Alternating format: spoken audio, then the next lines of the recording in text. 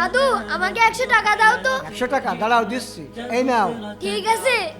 দাদু দাঁড়াও, কি হয়েছে? তুমি কি এই 100 টাকা ফেলে দিতে পারবে? এই 100 টাকা ফেলে দিতে হবে? এটা কোনো ব্যাপারই না। তুমি থাকো, আমি এখনই আসছি।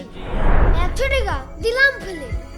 এটা কোনো ব্যাপারই না। দাদু 100 টাকা ফেলে দিয়ে আসলাম, দাও টাকা দাও। না না, আজকে আমি তোমাকে টাকা দেবো না, আজকে তুমি আমাকে টাকা দেবে। তুমি সারাদিন কাজ করে আমাকে 500 টাকা দিবে। 500 টাকা কোনো ব্যাপারই না, আমি এখনই কাম করতে যাচ্ছি, তুমি থাকো। যাও। ঠিক আছে।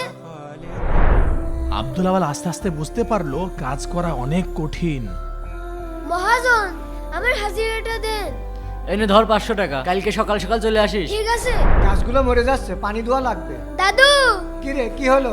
দাদু এই দেখো, দোকানে কাজ করে আমি 500 টাকা ইনকাম করেছি। কই দেখি। ধরো।